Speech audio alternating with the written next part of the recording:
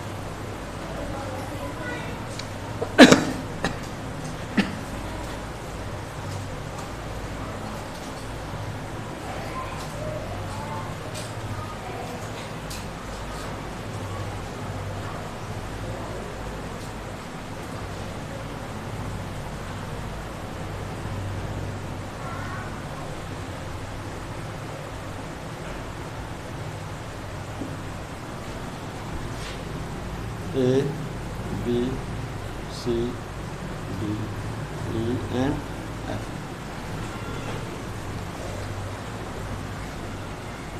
ये डायग्राम बना लें, आसान सी डायग्राम है जिसमें 1 2 3 4 5 और 6 सिंपल पेंडुलम्स को बांध के लटकाया गया है। तो 6 सिंपल पेंडुलम्स। हमारा टॉपिक है रेजोनेंस। ये मैट्रिक क्लास है, क्लास 10 और this is about physics, class 10 physics है।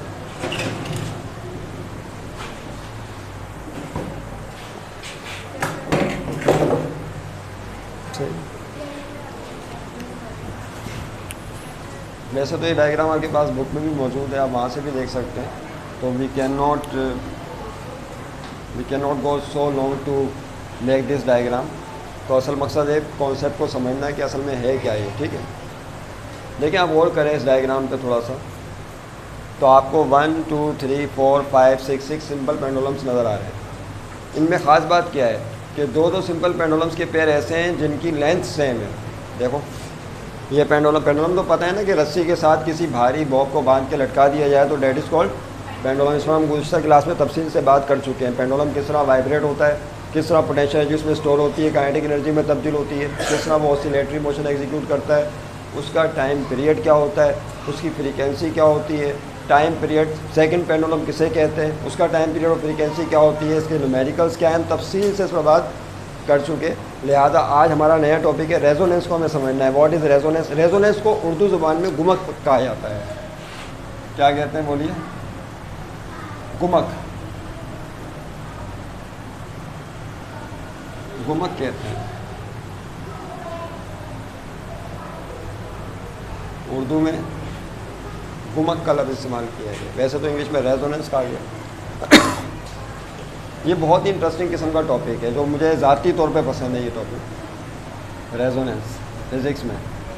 देखिए, यहाँ पर जो पहला पेंडुलम है इसको ए का नाम दिया, इसकी लेंथ है 5 सेंटीमीटर। दूसरे पेंडुलम की लेंथ बी का नाम दिया 7 centimetre. 3 centimetre, C pendulum, D pendulum 5 centimetre, E pendulum is 7 centimetre, F pendulum is 3 centimetre. Okay, अब हम और करें, पेंडुलम ए और पेंडुलम डी दोनों की लेंथ सेम है। पेंडुलम बी और पेंडुलम ई लेंथ सेम है। पेंडुलम सी और पेंडुलम एफ लेंथ सेम है। क्या? ए डी, फिर बी एंड ई और सी और एफ, इनकी लेंथ सेम रखी गई है। देखिए अब होगा ये कि हम पेंडुलम ए को वाइब्रेट करेंगे, यानी इसको आप प्लग करें, पेंडुलम ए को यहाँ लाने के बाद प्लग करें। आपको पता है ना किस तरह इसको वाइब्रेट किया जाता है। इस बॉब को यहाँ से प्लग करके ऊपर ले आए, छोड़ दें, तो क्या होगा, ये इस तरह से वाइब्रेटिंग मोशन एग्जीक्यूट करेगा, झूलेगा। ओके, जब ये झूलेगा तो उसकी एक पर्टिकुलर फ्रीक्वेंसी होगी, ये बात सब जानते हैं। एक पर्टिकुलर टाइम पीरियड होगा, ये बात भी आप जानते हैं।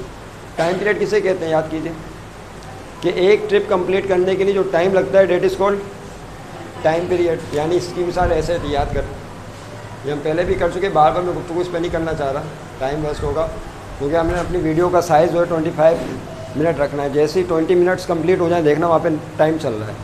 जब 20 मिनट्स कंप्लीट हो जाए तो मुझे आप बता दीजिएगा, ताकि बाकी गुफ्तगू हम 5 मिनट्स में कंप्लीट कर लें।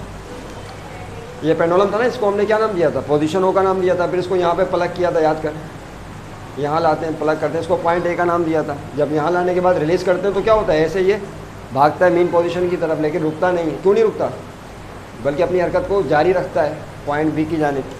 ए से बी पर जाता है, फिर बी से ए पर जाता है, यानी फिर ये सिंपल हार्मोनिक मोशन एग्जीक्यूट करना शुरू कर देता है। तो बीच में क्यों नहीं रुकता, इस पर भी बात की थी। इनर्शिया, इनर्शिया की वजह से कोई भी बॉडी अगर मूव कर रही है तो रुकना नहीं चाहती, और अगर रुकी हुई है तो मूव करना नहीं चाहती। ये एक अलग बहस है, फिर किसी दिन किसी क्लास में करेंगे।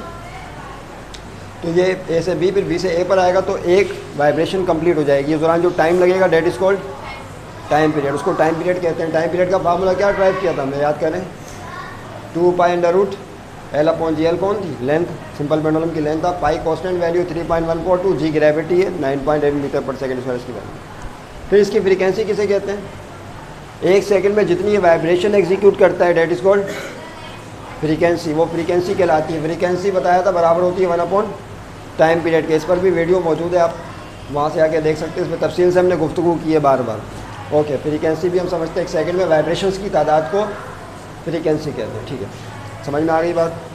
अब देखिए क्या होगा, यहाँ आ जाए दोबारा, ये पेंडुलम ए है, इसको आप इसके मीन पोजीशन से प्लग करें और छोड़ दें जब, तो इस तरह से ये वाइब्रेटिंग मोशन एग्जीक्यूट करना शुरू कर देगा। अच्छा, जब ये वाइब्रेटिंग मोशन एग्जीक्यूट करेगा तो आपने प्लग किसको किया है, सारे पेंडुलम्स को किया है, सिर्फ ए को किया है, सिर्फ ए को छेड़ा है, इसको प्लग किया है, इसको आपने वाइब्रेट किया है। थोड़ी देर के बाद आप देखेंगे कि इनमें से 1 2 3 4 5 इनमें से जो बाकी 5 पेंडुलम है, एक और पेंडुलम खुद ब खुद वाइब्रेटिंग मोशन एग्जीक्यूट करना शुरू कर देगा। It is magic. आपने पेंडुलम ए को वाइब्रेट किया है, किसे, पेंडुलम ए को। थोड़ी देर के बाद इन पांचों में से एक पेंडुलम ऐसा होगा जो खुद ब खुद वाइब्रेटिंग मोशन एग्जीक्यूट करना शुरू कर देगा, खुद ब खुद झूलने लगेगा, हालांकि उसको आपने प्लग नहीं किया। कौन सा वाला पेंडुलम होगा वो, बी वाला होगा, सी वाला होगा, डी होगा, ई होगा या एफ होगा। आप ए की लेंथ कितनी है देखिए, 5 सेंटीमीटर, और ये जो डी है इसकी लेंथ भी 5 सेंटीमीटर है। तो थोड़ी देर के बाद जो डी पेंडुलम है, it begin to start with the same frequency, उसी फ्रीक्वेंसी के साथ ये पेंडुलम डी भी झूलने लग जाएगा, वाइब्रेट करने लग जाएगा। व्हाट इज़ दिस, आपने तो प्लग इसको किया है, वाइब्रेशन किस में चली गई, यहाँ पे चली गई। अच्छा, अब इस पर बात करेंगे क्यों ऐसा हुआ।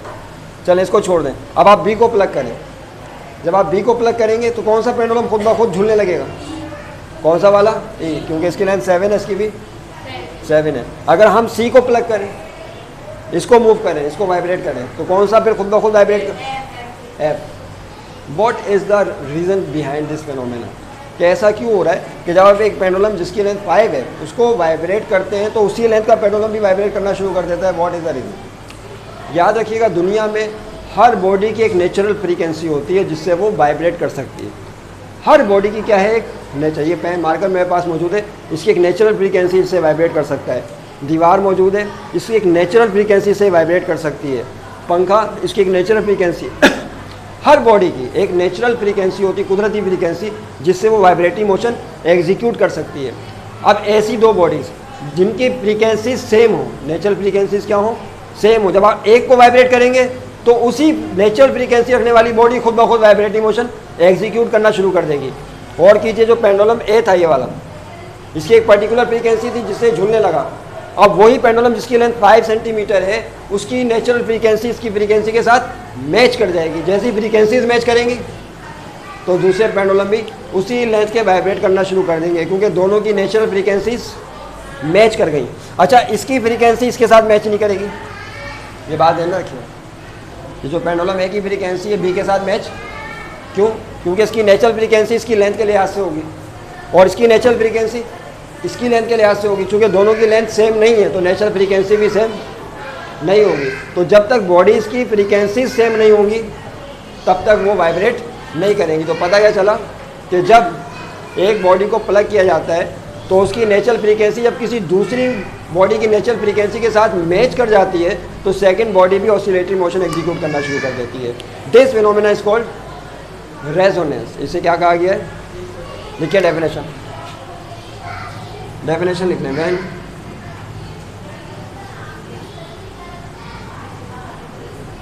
when a body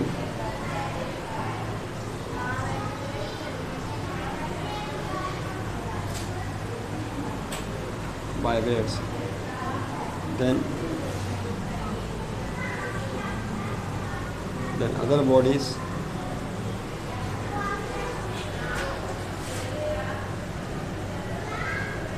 having the same natural frequency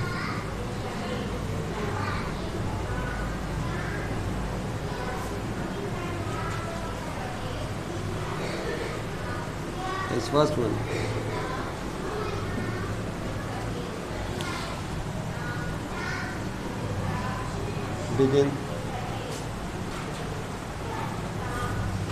Begin to vibrate. Begin to vibrate. This phenomena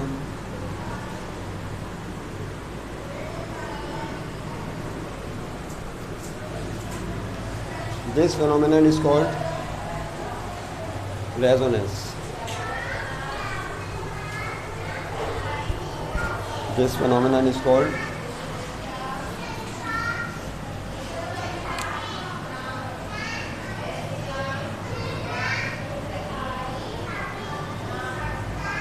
इसको रेजोनेंस कहते हैं।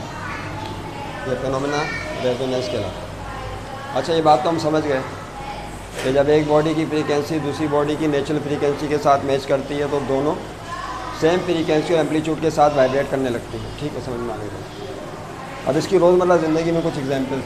पहली मिसाल तो सिंपल पेंडुलम की आपको दे दी। किसकी? सिंपल पेंडुलम की, कि जिनकी फ्रीक्वेंसी सेम होंगी जब आप उनको प्लग करेंगे तो सबके सब झूलने लग जाएंगे, और जिनकी फ्रीक्वेंसी सेम नहीं होगी उन पर कोई असर नहीं होगा। अब इसकी कई मिसालें जहन में आ रही हैं, लेकिन इसकी सबसे बेहतरीन मिसाल जो अभी ज़िंदगी में पहली दफ़ा है, इससे पहले कभी एग्जाम्पल नहीं दी रेजोनेंस की। ऐसा होता है हर साल जब भी कोई टॉपिक डिस्कस होता है तो कोई नई बात सामने आ जाती है। मिसाल के तौर पर I am a teacher here guiding you. मैं आपको एक बात समझाने की कोशिश कर रहा हूँ और आप क्या कर रहे हैं? समझने की कोशिश कर रहे हैं। टीचर आपको समझाने की कोशिश करते हैं और आप समझने की कोशिश करते हैं। स्टूडेंट कोई भी बात कब समझते हैं? जब उनके समझने की फ्रीक्वेंसी टीचर के समझाने की फ्रीक्वेंसी के साथ मैच कर जाए। नहीं समझे बात को? यानी हम टीचर जो आपको गाइड कर रहे हैं, अगर वो फ्रीक्वेंसी आपकी जो दिमाग की फ्रीक्वेंसी है समझने की उसके साथ मैच कर गई तो आप फ़ौरन एब्जॉर्ब करना शुरू कर देंगे और आपकी समझ में आने लगेगा। नहीं समझे बात को? तो यहाँ पे भी एक रेजोनेंस पैदा हो गया। ये है मेटाफिजिक्स। इस एग्जाम्पल को क्या कहा गया है? मेटाफिजिक्स का नाम दिया गया है। ये तो एक सोच की बात है ना। इसी तरीके से कुछ लोग नमाज़ पढ़ते हैं, बाजमात नमाज हो रही है, तो नमाज को, इबादत को कौन इंजॉय करता है? जिसकी फ्रीक्वेंसी मखलूक, और एक कौन है? खालिक है, जिसकी इबादत की जा रही है। अगर इबादत करने वाले की फ्रीक्वेंसी उसके साथ किसी हद तक मैच करना शुरू कर दे तो इबादत में मज़ा आना शुरू हो जाता है, और अगर मैच ना करे तो वो इबादत बोझ बन के रह जाती है। यानी फिर ये होता है कि जल्दी से बस ये टाइम ओवर हो जाए, ख़त्म हो जाए, मस्जिद से छुट्टी हो जाए, घर चले जाएँ। Get clear? तो फ्रीक्वेंसीज़ का मैच करना हर मामले में बहुत ज़रूरी होता है, याद रखिएगा। रेजोनेंस का होना बहुत ज़रूरी है। खैर, ये तो मेटाफिजिक्स की मिसाल हो गई। यहाँ ये दूसरी मिसाल है ब्रिजेस की। लकड़ी का जो पुल आपने शायद किसी मूवी वगैरह में देखा हो, फिल्मों में अक्सर दिखाते हैं कि एक लकड़ी का पुल है, उस पे से फौजी गुजर रहे हैं। अच्छा, जो फौजी होते हैं, ट्रुप्स होते हैं, याद रखिएगा, वो एक साथ कदम रखते हैं और एक साथ कदम उठाते हैं। फौजियों की चाल देखी ना आपने, जितने भी ट्रुप्स होते हैं उनके चलने का तरीका क्या होता है, एक साथ वो जूते रखते हैं अपने बूट्स और एक साथ बूट्स उठाते हैं, ये ताकि उनमें एक हारमोनी नज़र आए, एक क्या कहना चाहिए, यूनाइटनेस नज़र आए फौजियों के अंदर। लेकिन जब वो लकड़ी के तख्ते से गुजर रहे होता है, दस्ता गुजर रहा होता है, तो उनके लिए ख़ास हिदायत होती है कि अपने कदमों को तोड़ लें, यानी कदम के साथ कदम मिला के ना चलें। क्यों ये इंस्ट्रक्शन दी जाती है? उसकी वजह है कि जब वो एक साथ बूट रखेंगे, एक साथ उठाएंगे, अब यहाँ पे भी क्या हो रही है, वाइब्रेशन हो रही है। अब बूट की फ्रीक्वेंसी और वो जो तख्ता है जिसके ऊपर फोर्स जा रही है, पीरियोडिक फोर्स जा रही है, तख्ता भी झूलने लगेगा, उसकी फ्रीक्वेंसी आपस में मैच कर गई तो क्या होगा, वो जो प्लांक है, लकड़ी का तख्ता है, वो बड़े हायर एम्पलीट्यूड के साथ वाइब्रेटिंग मोशन एग्जीक्यूट करना शुरू कर देगा और नतीजा ये होगा कि वो टूट भी सकता है। Get clear? लिहाजा यहाँ रेजोनेंस पैदा होने की वजह से कदमों को तोड़ के कहा जाता है कि अपने कदमों को तोड़ के आप चलें, उनको मिला के ना चलें, ताकि फ्रीक्वेंसीज मैच ना करें। अभी पिछले दिनों की बात है, हमें एक बैनर लगाना था, 25 फीट की सीढ़ी थी। कितनी लंबाई थी सीढ़ी की? जो लैडर थी 25 फीट की सीढ़ी थी, उसको दीवार के साथ लगा दिया। अब उसके ऊपर जो साथी हमारे ऊपर बैनर लगाने के लिए चढ़ रहे थे, वो कोचिंग सेंटर का, जब वो चढ़ने लगे तो जाहिर सी बात है वो कदम रखेंगे उसके स्टेप पर, लकड़ी की सीढ़ी देख तस्वुर में लेके आ जाए, फिर दूसरा स्टेप दूसरे पे रखेंगे, फिर तीसरा स्टेप तीसरे पे रखेंगे। तो क्या हुआ, जब वो चढ़ने लगे तो उनको तजुर्बा नहीं था इस चीज़ का, सीढ़ियों इतनी 25 फीट लंबी सीढ़ी पर चढ़ने का। तो क्या हुआ, वो सीढ़ी झूलने लगी, यानी वाइब्रेट करना शुरू कर दिया उसने। मेरी बात समझ रहे हैं आप? क्योंकि उनके कदमों की जो फोर्स थी और सीढ़ी की जो नेचुरल फ्रीक्वेंसी थी उसके साथ मैच करना शुरू हो गई। जब वो वाइब्रेट करने लगी सीढ़ी तो घबरा गए, वो कहने लगे ऐसा नहीं हो कि सीढ़ी गिर जाए और मैं नीचे स्लिप हो जाऊँ, लिहाजा वो नीचे आ गए। यानी आपने देखा यहाँ पे भी क्या पैदा हो गया, रेजोनेंस पैदा हो गया।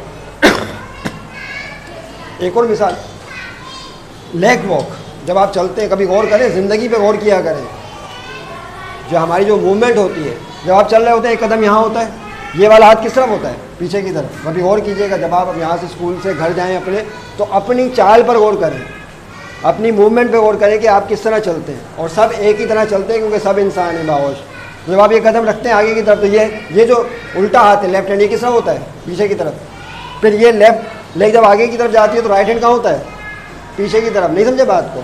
यानी ये हारमोनी बनती है, ये चलने ये तरीका होता है। और गिरेगा, ये आपके चलने का क्या है, तरीका है। तो यहाँ पे भी एक रेजोनेंस है, यहाँ पे लेग्स आपकी आगे पीछे वाइब्रेट कर रही हैं और हाथ भी क्या कर रहे हैं, वाइब्रेट कर रहे हैं। तो लेग्स और हैंड की जब फ्रीक्वेंसीज मैच कर जाती है तो चलना आसान हो जाता है। कभी किसी को देखा है वो इस तरह चल रहा हो, ऐसे चलते हुए देखा किसी को आपने, कि हाथ उसने जमा के रखे हुए और चलना शुरू कर दिया, तो कितना अजीब सा लगेगा और उसको चलने में भी बड़ी परेशानी हो जाएगी, क्योंकि यहाँ फ्रीक्वेंसीज मैच नहीं करेंगी। उसके बाद एक और दिलचस्प मिसाल है, टंग। जब हम बात करते हैं, गुफ्तगू करते हैं, तो आपकी ज़बान भी तो वाइब्रेट करती है भाई। कोई ज़बान को मूव किए बगैर गुफ्तगू कर सकता है? तो जब आप गुफ्तगू करते हैं तो ज़बान वाइब्रेट करती है। तो यहाँ पे भी क्या हो रहा है, फ्रीक्वेंसी हो रही है। लेकिन जो ज़बान की फ्रीक्वेंसी है वो, उसमें इंसान थक जाता है बोलते बोलते। उसकी वजह क्या है? क्योंकि उसकी अकेली ज़ुबान है जो वाइब्रेट कर रही है। लेकिन उसके साथ अगर और भी लोग, और वो जिस तरह सिंगर करते हैं, कोरस गाना अगर आपने सुना हो, जिसमें 10-15 अफराद, एक होता है सिंगर गा रहा होता है, जो 10-15 अफराद उसके साथ आवाज़ मिला रहे होते हैं, तो नतीजा क्या होता है, सबकी आवाज़ जब एक साथ पैदा होती है तो उसके अंदर एक हारमोनी बन जाती है, फ्रीक्वेंसीज मैच करती हैं, तो सब उसको एंजॉय कर रहे होते हैं। That clear? तो यहाँ टंग का भी वाइब्रेट करना एक तरह का रेजोनेंस का अमल होता है। कितनी मिसालें हो गई? तो रेजोनेंस किसे कहते हैं बताइए? कि अगर किसी बॉडी की फ्रीक्वेंसी दूसरी बॉडी फ्रीक्वेंसी से मैच कर जाए, या दूसरी बॉडी की फ्रीक्वेंसी पहली बॉडी की फ्रीक्वेंसी के साथ मैच कर जाए, तो क्या होता है, दोनों बिगिन टू ऑसिलेट, दोनों मुर्तइश हो जाती हैं, एक पर्टिकुलर फ्रीक्वेंसी के साथ मैच करना शुरू कर देती हैं। इस अमल को रेजोनेंस कहा जाता है। इस पर मुझे एक और मिसाल याद आ रही है कि एक फ़िल्म आया करती थी किसी ज़माने में, माई गायवर नाम था उसका। क्या नाम था? पीटीवी पे आती थी माई गायवर, हर हफ्ते आया करती थी। तो उसका इंतज़ार रहता था क्योंकि साइंस फिक्शन फिल्म थी वो, पाकिस्तान टेलीविज़न पे हर हफ्ते आती थी। उसमें उन्होंने एक प्रोग्राम दिखाया, एपिसोड दिखाया कि जो हीरो है, हीरो फिल्म का, उसको डायमंड्स जो है एक तिजोरी के अंदर बंद है, सेफ के अंदर बंद है, और बटन वाली तिजोरी है। उसमें क्या लगे हुए? बटन लगे हुए हैं। बटन आप प्रेस करेंगे तो तिजोरी खुल जाएगी, सेफ खुल जाएगी, उससे वो डायमंड हासिल कर सकता है, क्योंकि स्मगलिंग के डायमंड होते हैं वो। अब होता ये दिखाया उस फिल्म के अंदर, वो मंजर मुझे आज भी याद है कि उसने शीशे के गिलास लिए, शीशे के चंद गिलास लेने के बाद उसके अंदर वाटर डाला, किसी में कम पानी डाला, किसी में ज़्यादा पानी डाला, फिर जो शीशे की टिप होती है, किनारा होता है, एज होता है, उसके ऊपर फिंगर मूव करने लगा। फिंगर मूव करने लगा तो उससे एक साउंड क्रिएट हुआ, आवाज़ पैदा हुई। अचानक सामने एक तिजोरी का बटन प्रेस हो गया। उसने खुद प्रेस नहीं किया, क्या किया, सिर्फ एक आवाज़ पैदा की। फिर दूसरा गिलास लिया, उसमें पानी की मिकदार मुख्तलिफ थी, वही अमल दोबारा दोहराया, फिर एक और साउंड पैदा हुआ, फिर एक सेकंड बटन प्रेस हो गया तिजोरी का। अब आप बताइए कि क्या आवाज़ यहाँ पर वो सिर्फ फिंगर टिप जो है मूव कर रहा है किसके ऊपर, गिलास के ऊपर, और उसके नतीजे में एक आवाज़ पैदा हो रही है और सामने जो बटन है वो प्रेस हो रहे हैं।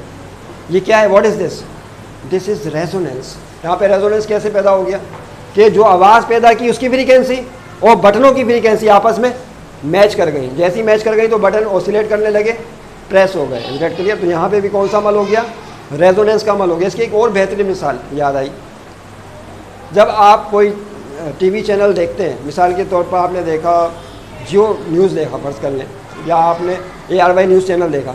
जब आप ARY न्यूज़ चैनल देखते हैं तो बाकी चैनल कहाँ चले जाते हैं? जब आप टेलीविज़न की स्क्रीन पर ARY न्यूज़ चैनल को वो करते हैं, बटन दबाते हैं उसका या उसको ट्यून करते हैं, तो सिर्फ ARY चैनल सामने आता है, बाकी चैनल गायब हो जाते हैं। या आपका मूड चेंज हो गया, आपने कहा कि नहीं क्रिकेट वाला चैनल देखते हैं, जब आप क्रिकेट वाला चैनल लगाते हैं तो क्रिकेट वाला चैनल आ जाता है, बाकी सारे गायब हो जाते हैं। तो जितनी भी ब्रॉड टेलीकास्ट आ रही है वो इलेक्ट्रोमैग्नेटिक वेव्स के थ्रू आ रही है, इस वक्त इसके ज़रिए आ रही है, बोलिए, इलेक्ट्रोमैग्नेटिक वेव्स के थ्रू आ रही है। और हर इलेक्ट्रोमैग्नेटिक वेव की एक पर्टिकुलर फ्रीक्वेंसी है। तो जितने भी दुनिया भर में चैनल हैं, सब ने जो चैनल ब्रॉडकास्ट किए हैं एक पर्टिकुलर फ्रीक्वेंसी के साथ किए हैं। अगर आपकी टीवी की फ्रीक्वेंसी उसकी फ्रीक्वेंसी के साथ मैच कर जाए, चैनल की फ्रीक्वेंसी के साथ मैच कर जाए, तो वो चैनल आपके सामने आ जाएगा, यहाँ रेजोनेंस पैदा होगा। यानी ARY न्यूज़ चैनल में रेजोनेंस आपने पैदा कर लिया, लिहाजा वो चैनल देख लिया, और बाकी तमाम चैनल में रेजोनेंस ख़त्म हो गया, लिहाजा वो गायब हो गए। Is that clear? तो यहाँ पे भी क्या हो रहा है, रेजोनेंस। यार आप FM देखते हैं, FM 100 देखते हैं, तो अगर आपने मोबाइल फ़ोन में यूज़ किया हो इसे, तो क्या होता है, एक पर्टिकुलर फ्रीक्वेंसी होती है FM की, जब उस फ्रीक्वेंसी पर आप ट्यून करते हैं तो फ़ौरन FM की नशियात आ जाती है, वो आप सुनने लगते हैं। तो यहाँ पे भी रेजोनेंस पैदा हो गया। तो रोज़मर्रा ज़िंदगी में रेजोनेंस की बहुत एक आखिरी मिसाल दूंगा। लास्ट कितने मिनट हो गए देखना, एक लास्ट एग्जाम्पल देंगे, लास्ट एग्जाम्पल के बाद इसको मुकम्मल कर लेते 22। बस आखिरी मिसाल के साथ हमारी वीडियो ओवर हो जाएगी। एटम ऑसिलेशन, या कोशिश करेंगे कि ये हो जाए कम। ऑसिलेशन इन एटम, एटम के अंदर भी ऑसिलेशन होती है। कैसे? आपने एटम देखा है, उसके बीच में न्यूक्लियस होता है, उसमें प्रोटॉन्स और न्यूट्रॉन्स होते हैं, और उसके गिर्द क्या होते हैं, शेल्स। और शेल में कौन होते हैं, ये बात आप सब जानते हैं, बचपन से पढ़ते चले आ रहे हैं, इलेक्ट्रॉन्स होते हैं। इस डेट के लिए अब याद रहे ये एनर्जी लेवल्स कहलाते हैं। ये एनर्जी लेवल, ये भी एनर्जी लेवल। हर एनर्जी लेवल की एक पर्टिकुलर एनर्जी होती है। फर्स्ट कर ले, इस एनर्जी लेवल की एनर्जी 5 जूल है E1, और जो दूसरा एनर्जी लेवल है, यानी दूसरा ऑर्बिट भी कहते हैं ना इसको, इसकी एनर्जी फर्स्ट कर ले 7 जूल है। इस डेट के लिए फिर एक और ले लें, एक और ऑर्बिट है, इसकी एनर्जी फर्स्ट कर लीजिए कि है 10 जूल। कितनी? 10 जूल। 5 joule, 7 joule. ये तो पता है ना सबको कि एटम के अंदर ऑर्बिट्स होते हैं, हर ऑर्बिट में इलेक्ट्रॉन घूमते हैं और हर ऑर्बिट की एक पर्टिकुलर एनर्जी होती है। तो ये 5 जूल 7 जूल जैसे ऊपर जाएंगे एनर्जी बढ़ने लगती है। इस डेट के लिए अब क्या होता है, अब आप एक लाइट फोटोन देते हैं, रोशनी का एक फोटोन है, लाइट फोटोन पर मुश्तमिल है, वो जाके एटम से टकराता है। लाइट फोटोन जाके, जिस तरह लाइट आ रही है ना, इसकी फ्लैश लाइट आ रही है, तो इसकी फोटोन पर मबनी है, जाके बोर्ड से टकरा रहे हैं, फोटोन रिफ्लेक्ट होकर आपकी आंखों तक आ रहे हैं, तो आपको बोर्ड पे नज़र आ रहा है क्या बात हो रही है। इस डेट के लिए तो ये लाइट फोटोन्स पार्टिकल पर मुश्तमिल होती है, टकरा कर रिफ्लेक्ट बैक होकर हमारी आंखों में आती है। वहाँ सेंसर लगे हुए हमें दिमाग में सिग्नल देते हैं कि गुलाब का फूल नज़र आ रहा है, या मार्कर पे कोई काम किया गया वो नज़र आ रहा है, या ब्लैक कलर नज़र आ रहा है। ओके, अब देखें यहाँ पर हर फोटोन की एक पर्टिकुलर एनर्जी है। मुझे बताइए कि पहला ऑर्बिट और दूसरा ऑर्बिट, इसके दरमियान एनर्जी डिफरेंस कितना है, एनर्जी का फ़र्क 7 में से 5 को माइनस करें, क्या आएगा? 2 आएगा। जिसका मतलब है पहले और दूसरे ऑर्बिट के दरमियान एनर्जी का डिफरेंस 2 है। बताइए पहले और तीसरे के दरमियान कितना है? 10 में से 5 को माइनस करें, क्या आएगा? 5। तवज्जो रहे, पहले और दूसरे के दरमियान 2, और पहले और तीसरे के दरमियान कितना है? 5। ये बात ध्यान में रखिएगा। अब हम एक लाइट फोटोन गिराते हैं, और उस लाइट फोटोन की एनर्जी फर्ज कर लें 2 जूल है, जो लाइट फोटोन आ रहा है उसकी एनर्जी